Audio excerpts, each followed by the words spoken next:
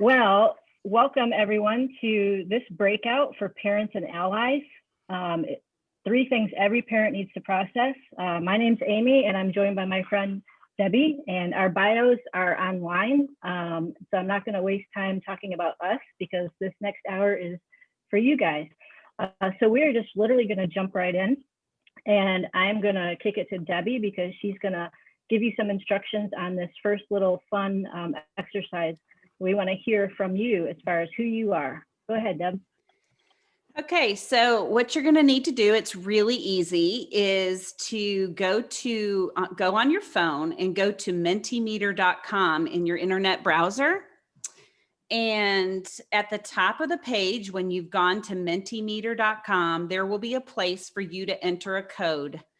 And we want you to enter this code. There'll be other ads and stuff on the page. So just go straight to the top of the page and it'll say enter code. And you'll want to put in this code 5771310. Okay, good. You guys some of you are doing it. I see you're hearting the page. So I'll just give you a couple more seconds to do that so that you guys can get on. Like I said, it's mentimeter.com, and you'll use the code at the very top of the page, 5771310. Looks like we got 8 people. Yes, if everybody will heart the page, if you can figure out how to do that, it'll let us know how many of you are set to go on the mentimeter.com. Looks like we got 10 of the 20 participants. If we could just get a few more of you guys on there. Okay. And if you don't want to participate, that's fine. Nobody can tell who you are. This is just for your own eyes. It'll just show you some statistics about who's in the room, but it will not say anything about you. It will not reveal who you are or anything like that. So just to show you what I mean, we'll go to the first question. Amy? Okay, we'll start out and you guys can join as you figure out how to get on your phone. First question, who is in the virtual room with us? Parents, pastors, helpers, or LGBTQ+ individuals? Go ahead and respond on your phone and let us know who you are. And hopefully you guys can all see this. They should be able to. Okay. We'll wait a few seconds because it looks like we have 11 people on. Oh, it's gone. Okay, so most of you are parents. I put it back, but it looks like only 11 people are participating in the Mentimeter. So that's about right. Okay, well, great. Well, welcome parents. And we have 1 pastor, 1 helper, and one friend or other. That's great. All right, number 2. Which letter represents your loved one? Or if you're not a parent, which letter represents the person that you care about that you're in this conference this weekend? Wow, okay. That's awesome. That's great. We have lots of people with kids who are identified as transgender. Man, very well represented all across the spectrum. That's great. Okay, thank you for sharing. Let's go on to the next one. Number 3, which of these questionable coping mechanisms has helped you through this process the most? And this is kind of a tongue-in-cheek question because humor is good when you're going through challenging circumstances. So just be honest and vulnerable. We've all used unhealthy coping mechanisms. Okay. And we can't tell who you are. Yeah, we can't tell who you are. I'm really surprised that only one of you has said wine. So that's amazing. But eating and Netflix. Oh, now we got 2 for wine. But yeah, that's always a funny response because we all have unhealthy coping mechanisms. There's another. Sure. Oh, there we go. 3 for wine. There we go. Now we're getting real. Okay, thank you for sharing that. Let's go on to 4. Which of these have been the safest for you on your journey? Friends, family, church, online support, or other?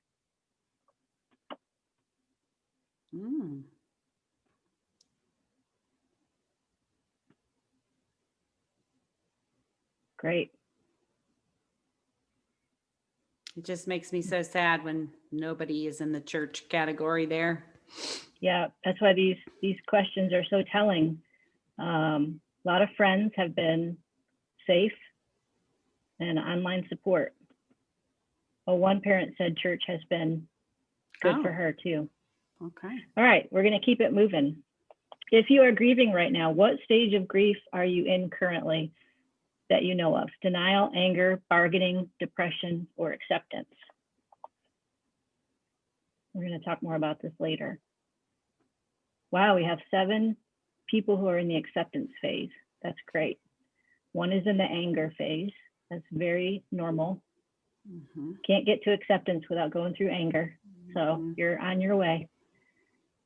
You can go back to anger after you've been to acceptance. True, very true. Next one. This is a fun one. If you could have one superpower to help you on your journey with your LGBTQ+ child, which would you choose? Time travel or mind reading? I know you'd probably want both, but which one would you pick if you could only pick one? Yeah, 8 people said time travel. Probably wish we could go back and do some things differently, probably. So 1 person said mind reading. All right, next one. This is a true or false question. My LGBTQ+ child is doubting, questioning, or has left their faith. Let us know where your child or your loved one is at with this.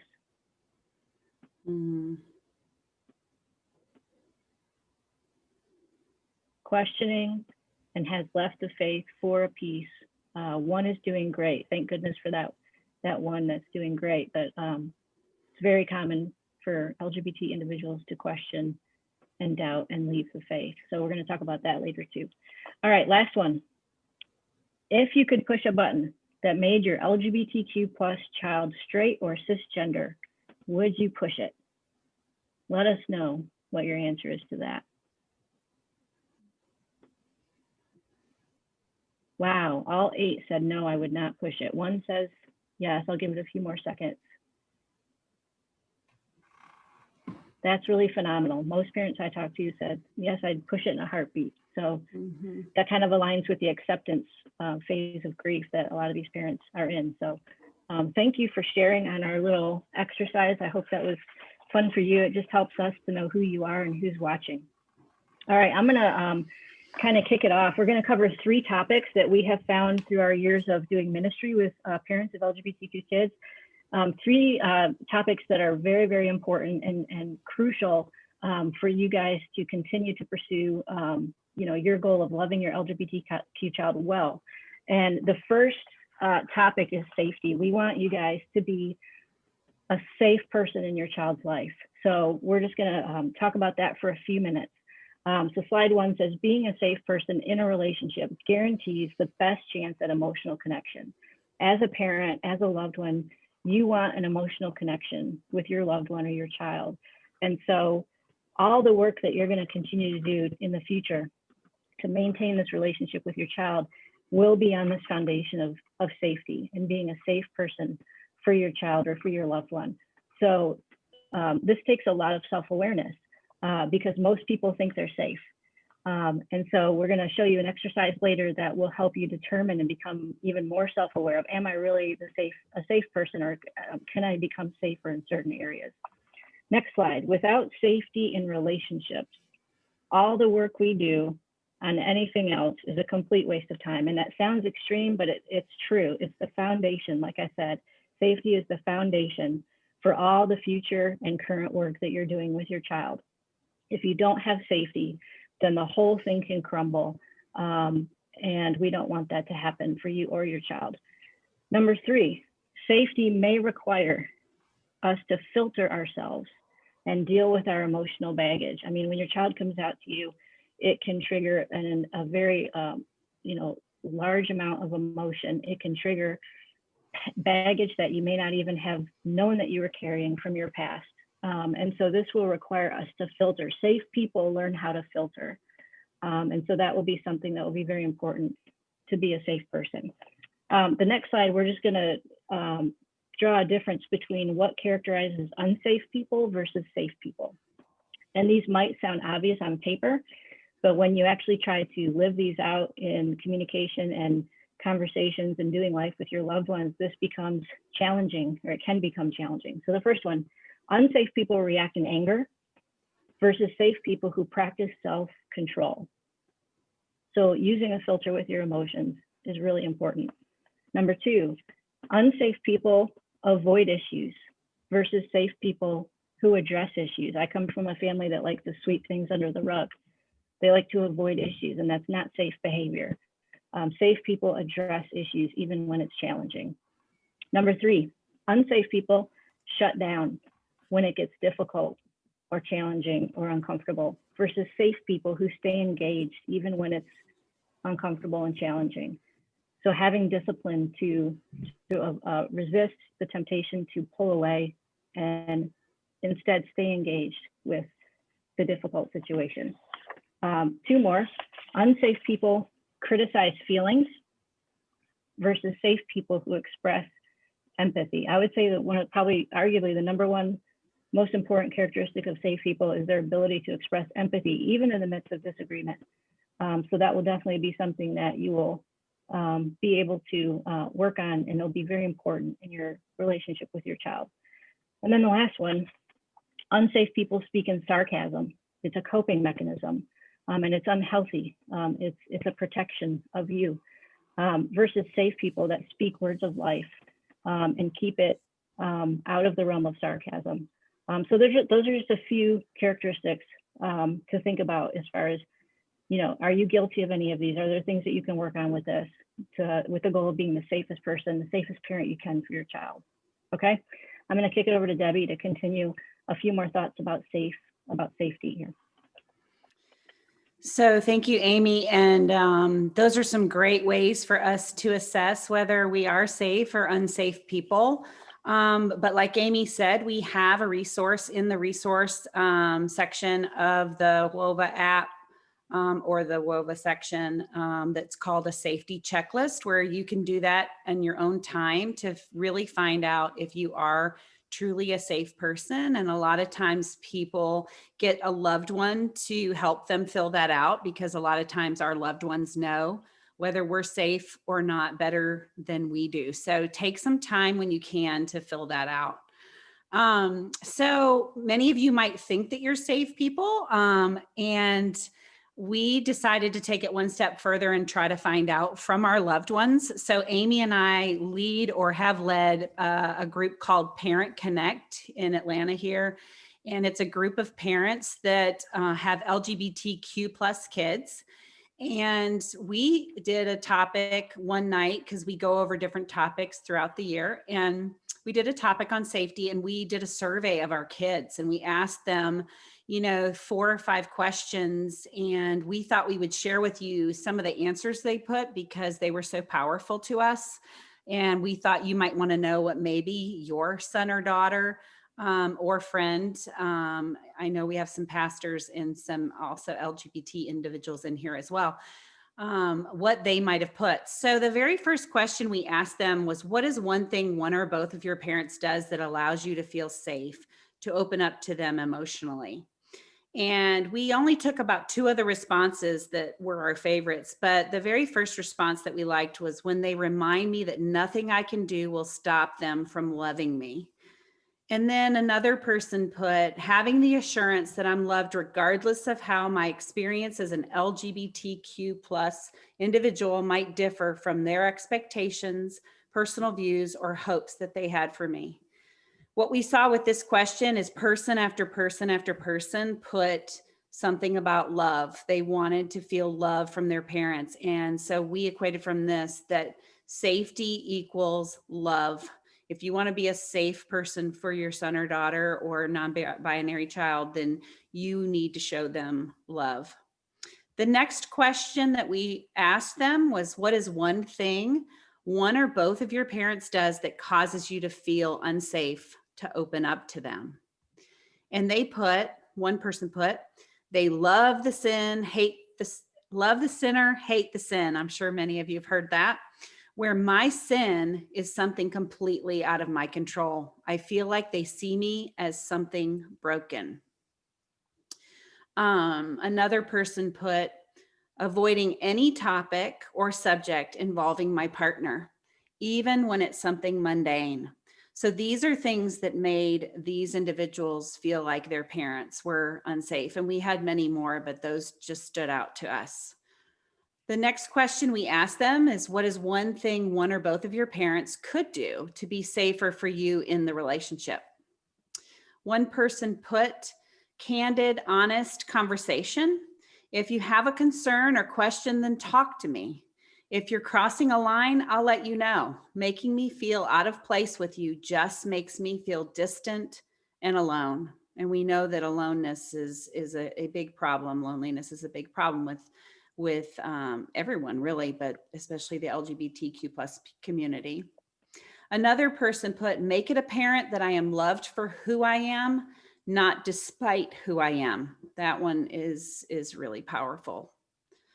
The next question, there's one more. Knowing that they don't have a specific agenda, but are trying to understand my perspective and experiences. So this person would love for their parent to try to understand that.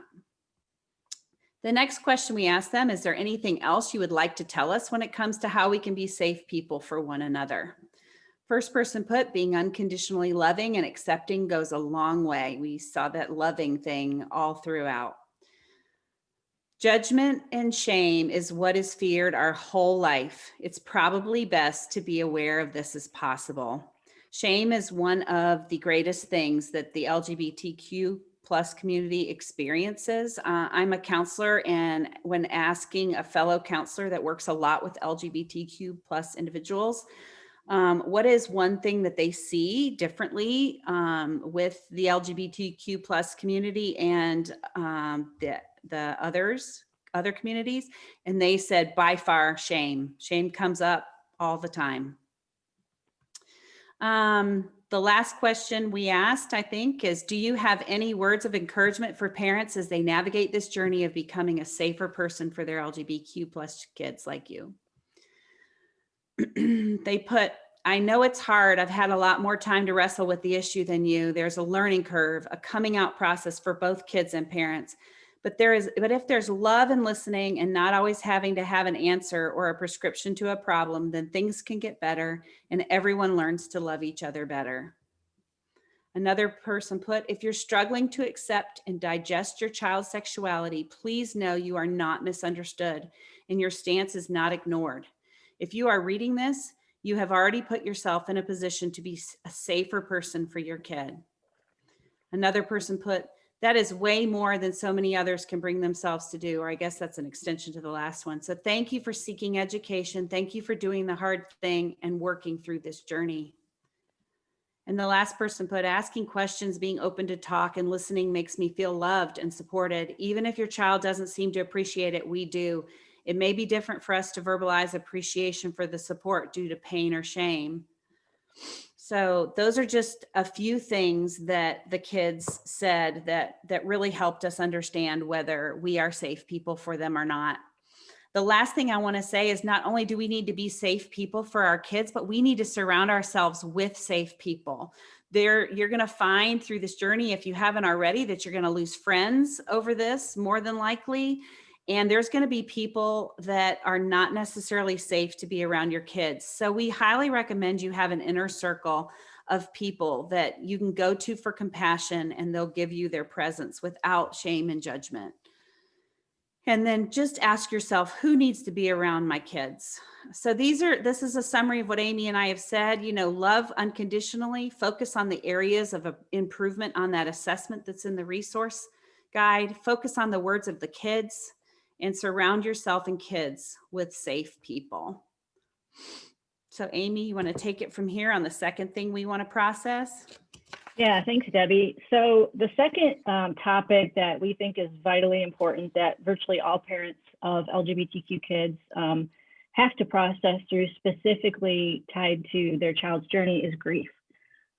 So we're going to just do I'm going to go through just a few thoughts on grief. And this has been really helpful for parents that I've walked through this in the past. So I hope there's at least one or two things in here that can help you if you're in the middle of your grieving process. So number one, grief is a healthy process designed by God for your healing. And so you get the opportunity to be an active participant. So I think viewing grief as a healthy process designed by God is very comforting, and it gives our journey purpose. Number two, we want you to be aware of your grief. And that sounds obvious, but even just knowing that you're grieving is part of the grieving process. Number 3, where are you in your grief? And here's just a few examples of what each stage could look like. Denial could look like, my child can't be LGBTQ+, or this is only a phase. That is a normal thing that a lot of parents say as they process through their grief. If you're in the anger stage, that might sound like being mad at God, being mad at your spouse, being mad at your child, even being mad at yourself. So that's often what grief, the anger portion of grief looks like for parents of LGBTQ kids as they process through this. Bargaining, that often can look like, I'm gonna fix this, I'm gonna get my kid into counseling, I'm gonna get them to see a pastor. And there's nothing wrong with that, but it very well might be part of the bargaining phase of grief. Asking questions, you might have a million questions with no answers. Trying to figure out, how do I fix this? How do I make this okay? All right. The next one is depression, isolation, deep sadness, sleep issues, diet issues, lack of motivation. All these things are very, very prevalent for parents who are working through this grieving process. And they experience these things because they're depressed, and it's situational depression. And then if some parents have chemical depression on top of this, it can be a very, very dark time. And then lastly, acceptance, which I know some of our parents are in. It's just basically coming to the realization that my child is LGBTQ+. So those are the 5 stages, and that's what they could look like for you. Next slide. We want you to be aware of how you view your grief. It's very important because everybody can respond differently to their grieving process. Some examples of this is you might view your grief as being weak. You might say something to yourself like, well, if I were stronger, I wouldn't feel this way. Okay, you view it as a weakness. Maybe next slide, you view it as an annoyance. I don't have time to grieve, especially when it's around the holidays. A lot of kids come out during the holidays and you're going, I have too much to do. I don't have time to grieve. And we use it as an escape. The next way, the most healthy way that you can view your grief is this is necessary. And this is what we want to encourage parents, how we want you to view your grief. Even though it's not a fun process, it's a necessary process. And you can tell yourself, I am in the process of healing. There is nothing wrong with the grieving process. As a matter of fact, it is necessary and it is actually your journey of healing. Next slide. We want you to be aware of how you react to your grief, not only how you view it, but how do you react to your grief? Next slide. One way you can react to your grief is through avoidance. You could just ignore the healing process, push it under the rug, and just not want to deal with it. A lot of people tend to do that.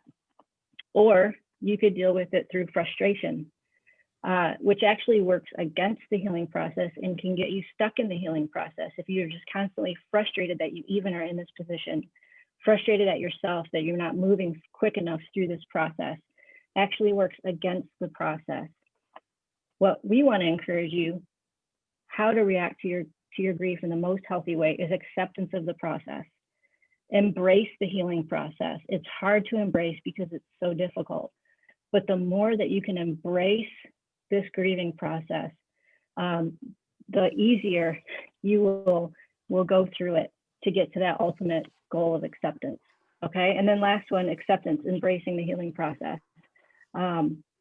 That's how we encourage you to at least strive to embrace this journey and accept the healing process and the grieving process, knowing that it's going to move you from one end to the other, not necessarily in a linear form, but you are moving in a direction of healing.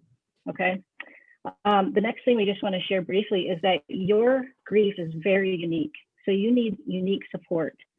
And I'm going to share with you quickly 3 grief differences between the kind of grief you guys are navigating and what typical grief in other situations looks like.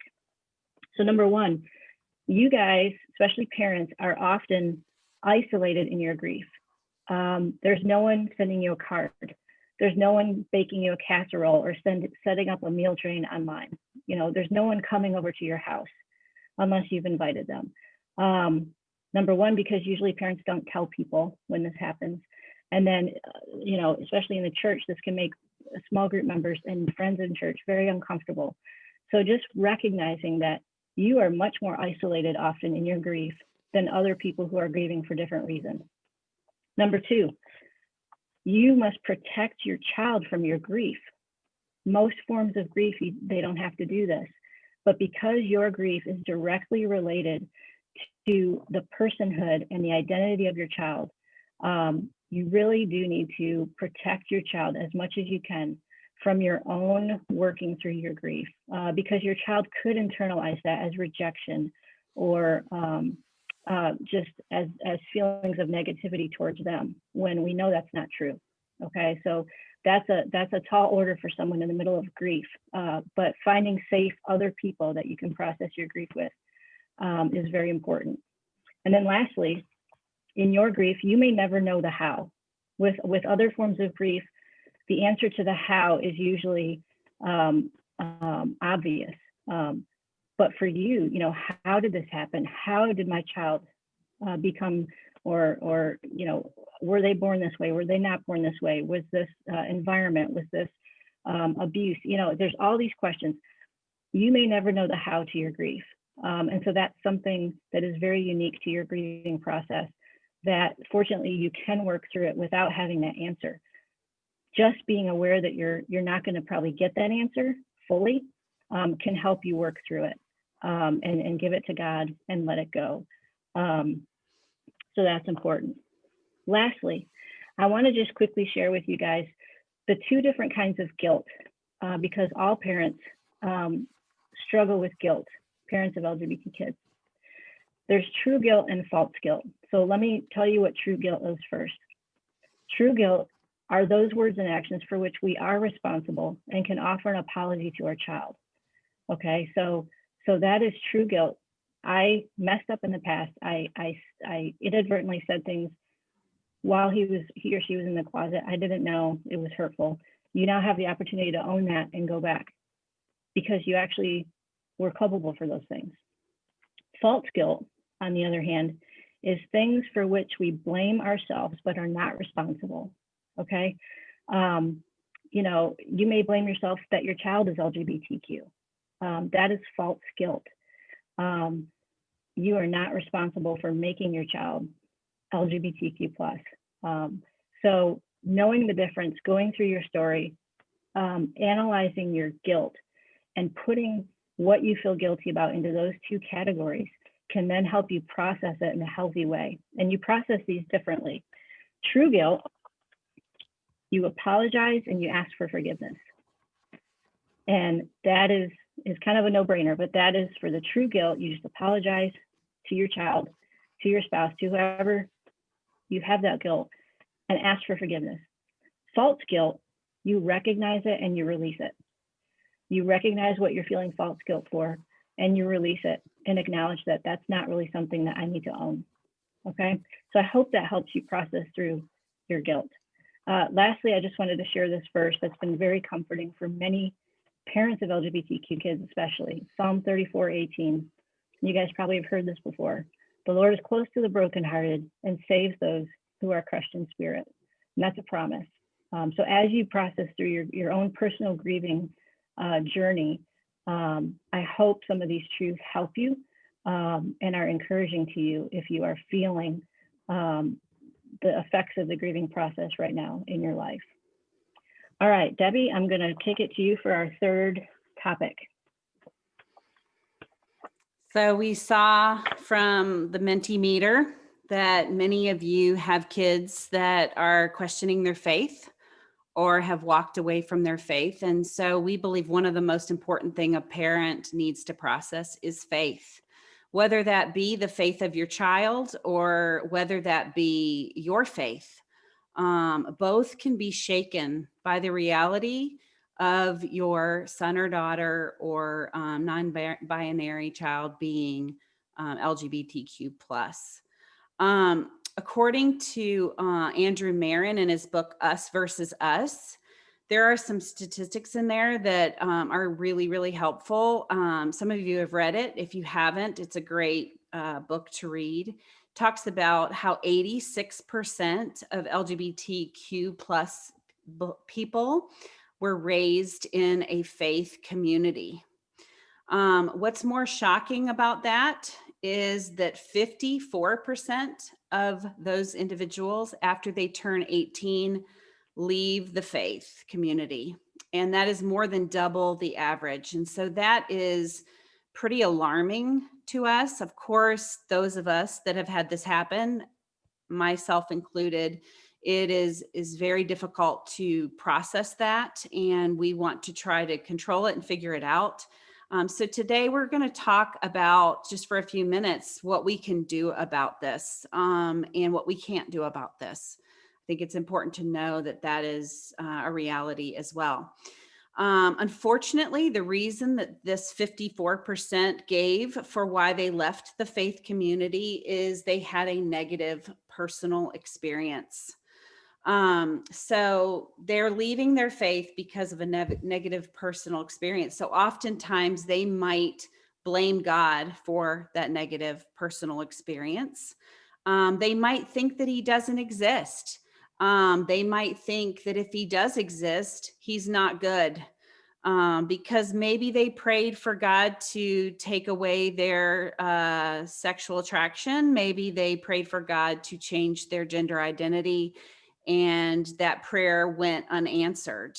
We found that about 96% in this same book, 96% of all LGBTQ plus individuals pray for God to take it away. And this includes people that are not even Christians that are praying for God to take it away. So they might blame God for that. So you might feel like, not only is your child walking away from their faith, they're walking away from their beliefs. But even worse, they're walking away from, their eternity. And that can be a very, very scary thing for a parent. I know it was scary for me. The one thing I wanted for I have 4 kids, is that they have a relationship with Jesus.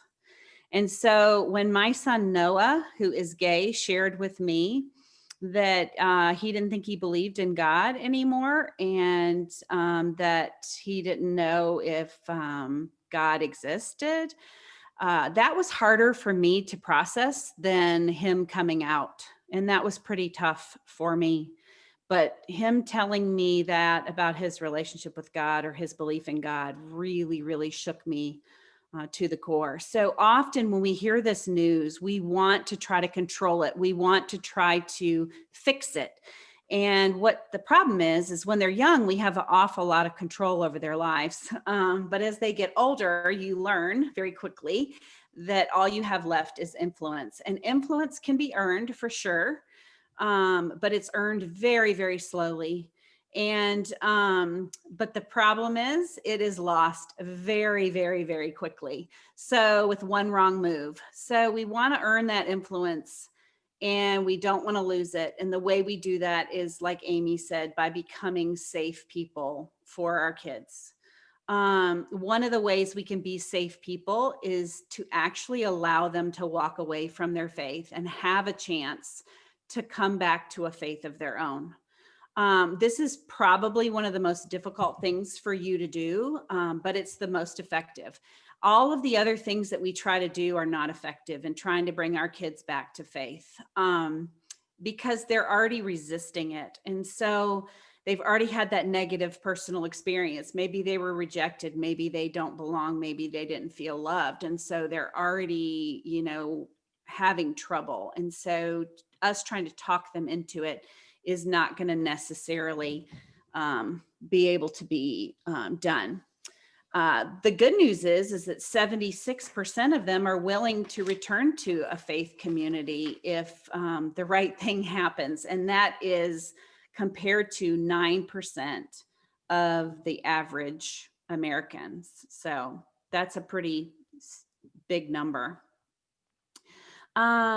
So how do we do this? Well, the way we have to do this is through a demonstration of our faith. It can't be an explanation of our faith, because they're not dealing with this because of hard questions or theology.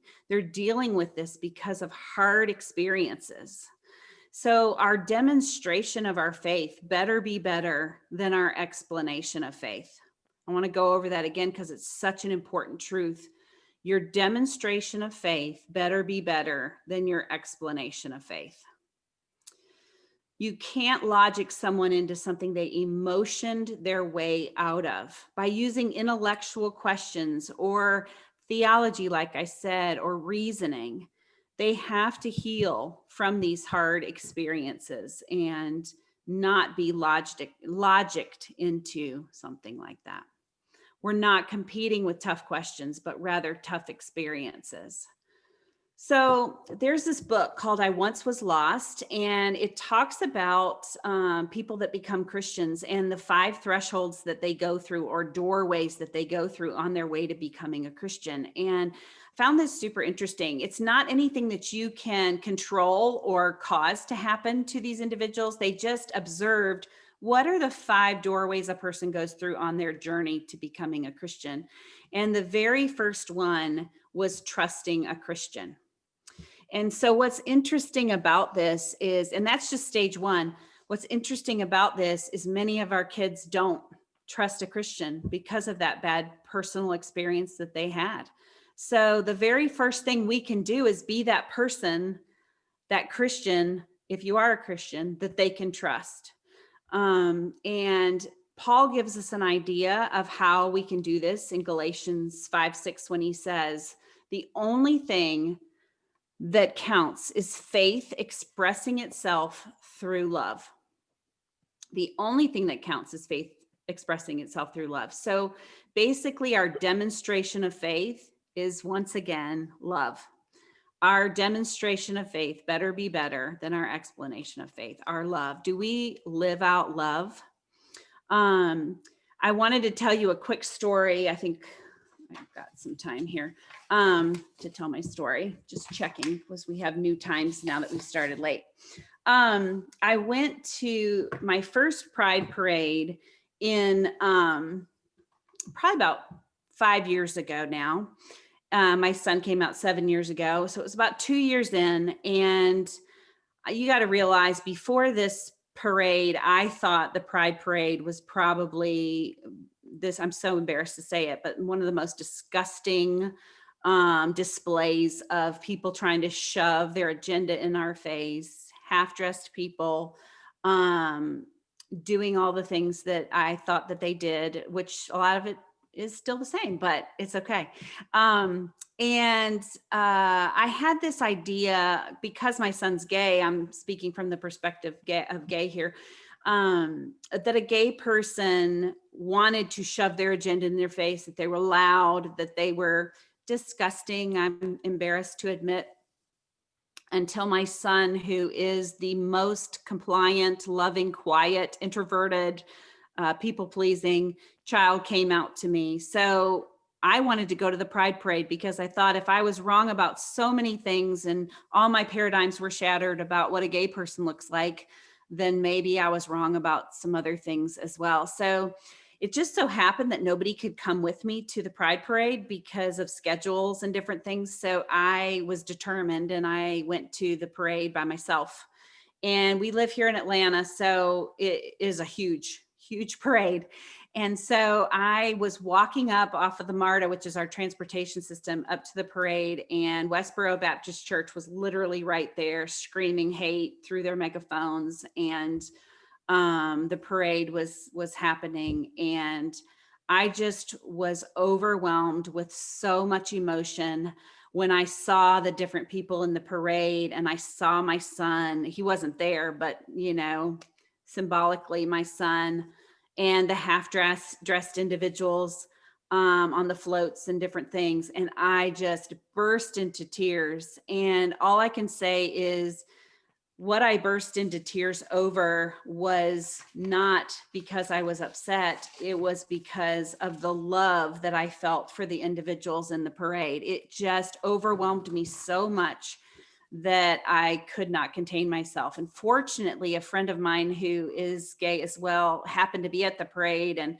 came to me and just held me, and I just sobbed and sobbed and sobbed. And Now when I look and I go to the parade every year at the individuals on the floats, I just think these are individuals that want to be loved. These are individuals that want to belong just like everybody else. And they're celebrating that they are at a place where other people, they're accepted and are in the same boat as they are. And so I just felt a tremendous amount of love. And it reminded me of the story that's also in the book, Us Versus Us, that this guy named Nathan shares. And I just want to read it to you really quick. It's a quick read, but it's based on this picture. This is at the Chicago Pride Parade. And he writes, some friends and I with the Marin Foundation wore t-shirts with "I'm sorry" written on it. We had signs that said, "I'm sorry that Christians judge you. I'm sorry the way churches have treated you. I used to be a Bible banging homophobe." I've lost my second page here. Oh, there it is. We wanted to be an alternative Christian voice from the protesters that were there speaking hate into megaphones. What I loved most about the day is when people got it. I loved watching people's faces as they saw our shirts, read the signs, and looked back at us. Responses were incredible. Some people blew us kisses. Some hugged us. Some screamed, "Thank you." A couple ladies walked up to us and said we were the best thing that they had seen all day. I wish I had counted on how many people hugged me. One guy in particular softly said, "Well, I forgive you." Watching people recognize our apology brought me to tears many times. It was reconciliation personified. My favorite, though, was a gentleman who was dancing on a float. He was dressed solely in white underwear and had a pack of abs like no one else. As he was dancing on the float, he noticed us and jokingly yelled, "What are you sorry for? It's Pride." I pointed to our signs and watched him read them. Then it clicked. Then he got it. He stopped dancing. He looked at all of us standing there. A look of utter seriousness came over his face. And as the float passed us, he jumped off of it and ran toward us in all of his sweaty, beautiful abs of steel. He hugged me and whispered, "Thank you." Before I had even let go, another guy ran up to me, kissed me on the cheek, and gave me the biggest hug ever. I almost had the wind knocked out of me. It was one of those hugs. This was so similar to what I experienced at the parade that day. And what I want to tell you is, for us to be a demonstration of faith that's better than our explanation of faith, we got to do three things. I've kind of termed it live out love, just so that you can kind of remember the L, O, and the L. The first one is to listen. You know, rather than resist or defend, your kids want you to listen to them. Jesus was asked 183 questions and he only answered 3 of them directly. So the very first thing we can do to show our kids love is to listen to them. The second thing is to over empathize. Put yourself in their shoes and say to them, "Wow, I can see how you would feel that." Especially in a time like this with our society and the division and politics and all of it, for you to put yourself in their shoes and just say, "Wow, I can see how you would feel that," would mean so much. Let them express, ask them questions, but not why questions, but questions like, what led you to have that view? If they want to talk about it. Some kids don't. My son personally doesn't, but most kids do. They want to talk about their view. And then the third one is to love. Show them the love by not withholding anything from them as a result of the conversation. So many times we do that. When you have something to say, ask yourself, if I say this, is this going to build trust or take away trust? Am I going to be a Christian that they can trust? Is this going to draw them closer to Jesus, or is it going to push them further away from Jesus? That is the most important question you ask. Do not resist, defend, give answers, or try to change what they think and feel. Your demonstration of faith better be better than your explanation of faith. Their eternity could depend on it. So those are just some ideas, those 3 things about things that we process as parents. We'd love to talk to you more about them. Feel free to message Amy and I, but we just wanted to take a few minutes. I know we're over on our time, but we're allowed to be over on our time. But I know some of you might have to run to something else. But we wanted to take some time for Q&A. So there is a Q&A feature on here that you guys can fill out a question to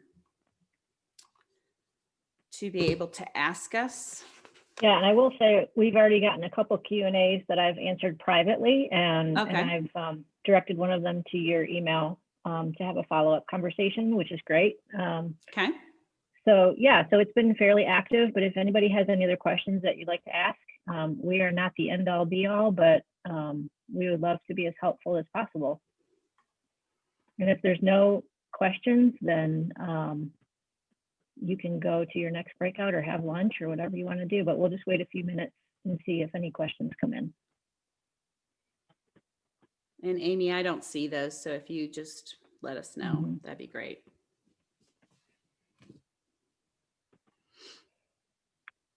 Looks like there's one. I actually have one that we could address publicly. One parent, I'm assuming they're a parent, they may not be a parent. They said the most, oh yeah, it is a parent because they talk about their child. So I'll just read it if that's okay. I won't use names, but the most difficult thing for me has been my fear for my child's safety. He is transgender and gay. He has been bullied in the past. He is very self-confident and strong. At the same time, I fear that someone may physically and or emotionally assault him because of who he is. Could you please talk about this reality and how we as parents can or cannot respond and support our kids? That's a very widely held concern. Pretty much every parent that I've talked to has had that concern about their LGBTQ plus child. So it is a valid concern for sure. So I would start there. You're not alone. This is something every parent struggles with. And it is a reality that this particular demographic of people, you know, and virtually any minority or marginalized group, this is on their radar, you know, and so it's not specific just to the LGBTQ community, but it is definitely, you know, something that affects the LGBTQ community. And obviously as parents, your biggest concern is for the safety of your kid, maybe second only to their eternal salvation. So, you know, Debbie, do you have any initial thoughts on that as a counselor, as far as helping parents process through their lack of control, really, with how do you trust God with your kids, especially when they're a member of this marginalized group who has a higher, you know, risk factor when it comes to their physical and emotional safety? Yeah, I mean, that's kind of what we were talking about in the safety part of surrounding yourself with people that are safe for your kids, but you don't have a whole lot of control depending on their age. I guess if they're in high school or younger, you might have some control over where they go and what they do, not much. But just being open to having those conversations with your kids and saying to them, I'm concerned for your safety. These are valid concerns. So much violence happens, especially the trans community. It's terrible. But at the same time, just telling them to be vigilant and just being willing to have those conversations rather than just worrying about them for yourself. But honestly, it really does come down to your son and daughter, what place they put themselves, and then just being really, really aware of what they can do in those situations if they find themselves in those situations, talking it through with them, having a plan. I have several friends, Black friends, that talk to their sons and daughters about how to conduct themselves because of the different things that happen with racial injustice. And it's sad that we have to have these conversations, but at the same time, it's done as parents to help protect, you know, the kids by walking through the different scenarios that could come their way. Yeah, that's really good. And then the only thing I would add was, you know, that's the more of the practical response to the reality of obviously do everything you can do with your child to make a plan and to be as safe as possible and to be as smart as possible.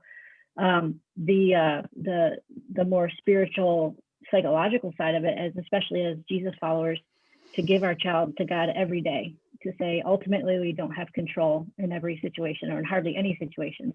And it is an order of discipline to daily or even sometimes minute by minute give our children to the Lord and say, I can't protect them. They are yours. And I give them to you knowing that they're in the best hands possible. But that's a real struggle for most parents. So there's one question on here that came in that I'm gonna respond to typing because it involves family dynamics. And I think we would need a little bit more information if you're willing to share, that we could follow up with you on that after we have a conversation. But there's another question that came in. It says, have the national events of the last few days affected LGBTQ folks in any particular way? So that's obviously referring to what happened yesterday in our nation's capital with the attacks on the Capitol building. And without getting overly political, I think it's a legitimate question as far as how did those events affect, or how could they affect LGBTQ people? So I don't know if your son, Debbie, has spoken up about that, or if you've talked to any other LGBTQ folks who have given any feedback on that. All I've seen is what's on Facebook. I don't think there is anyone that wasn't affected by what happened. But Amy, I would particularly be interested, since you are a gay individual, if you would share personally. I know we don't want to get political here and all of that, but no, I think, I'm happy to. I think it's been horrendous, but I think particularly as a person in a marginalized group, it's very hard to see hate-filled signs related to swastikas and racism in the same picture that you see Jesus saves. And so I think that can be very confusing. And it elicits a lot of anger in me because most damage has been done in history in the name of religion, in the name of Jesus. And for LGBTQ kids who are trying to work out their faith and sexuality or gender, I mean, it continues to complicate it when we see things like this. But yeah, I just think anybody with any sense of moral compass is outraged, and I think specifically marginalized groups feel it differently depending on, and we're not the same across even different marginalized groups, so there's differences there too. So I don't want to speak for an entire group, but I think that it just highlights the work that we need to do to make sure that everybody is represented and everybody is included and everybody has a voice and everybody is treated equally and fairly as much as possible, starting in our own communities and starting in our own churches, and then fanning out to what we saw yesterday. So let's see what else we have here. Do we have time for one more? I think so. It says,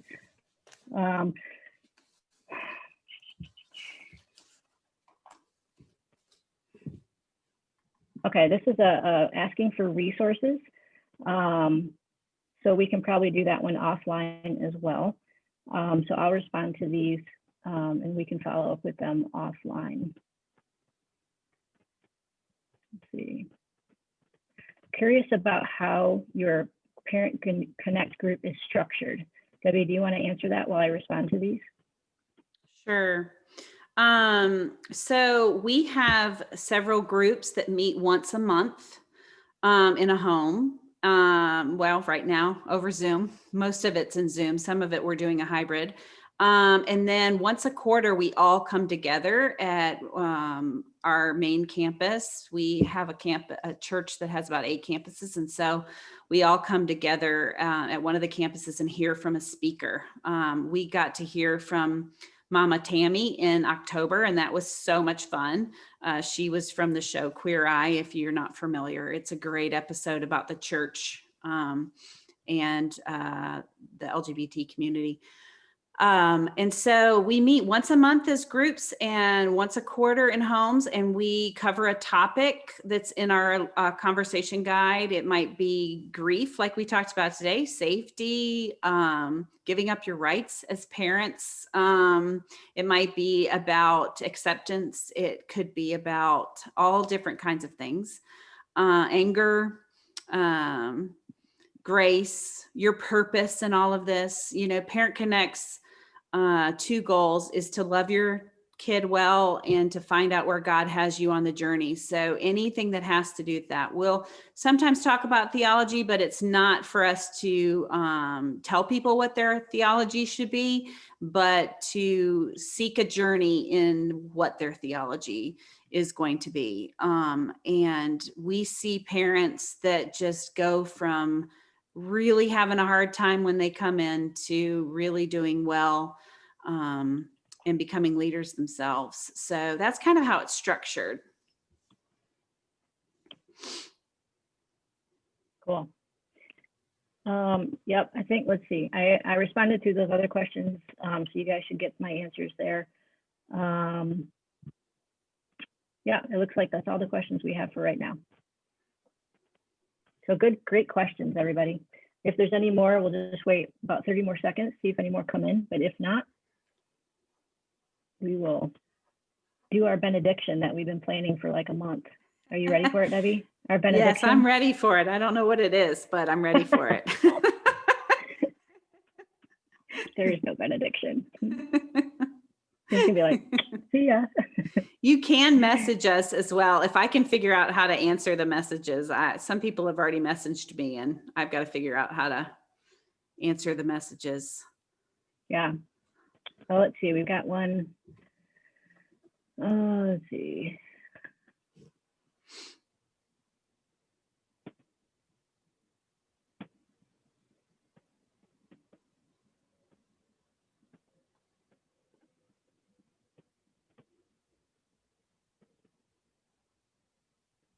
Six, five, okay.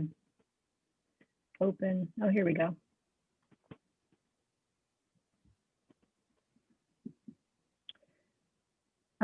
One person said, not a question, just want to say this was so helpful. Good, we're so glad. I'm in a group of LGBTQ people and allies. Are there resources such as questions that we could know about to guide our meeting? So it's a group of LGBTQ people and allies, resources or questions that we could know about to guide our meeting. I guess I would probably need a little more information as far as the purpose and the goal of your group before I could answer any kind of helpful, have a helpful answer with you with that. I love that you're in a group of LGBTQ people and that you're leading that. So just message Debbie or I, and we can talk with you more about that after the breakout. But that's great that you're in that group. If it's similar to like a Parent Connect group, Greg and Lynn McDonald have a curriculum now called Embracing the Journey workbook that it's topics that you can go through. We're trying to get our Parent Connect guide to where we can allow people to use it as well. But theirs is already available. So that's one resource, but I'm not sure, like Amy said, if you're talking about something similar to Parent Connect or if it's more like, Gay and Straight Alliance kind of thing. Yeah.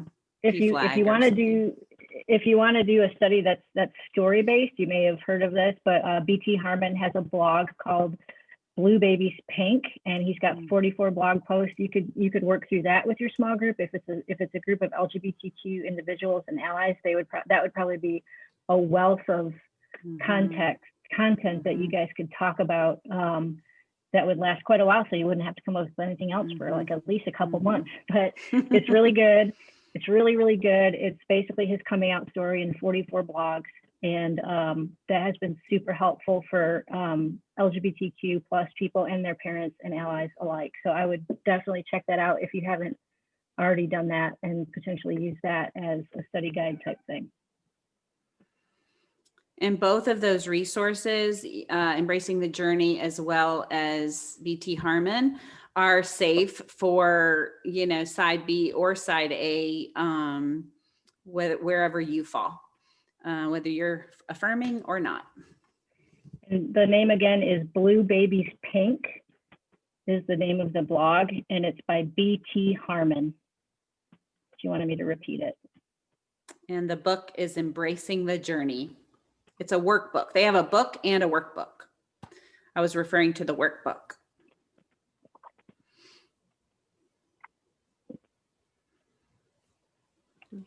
Okay. All right. Let's see. I think that's it. All right. So I guess we will wrap up. Thank you all for joining our breakout. We hope it was helpful. And again, message us or email Debbie. I shared her email with a couple of you, so bug her. And we hope you enjoy the remainder of the weekend at the conference. Bye-bye.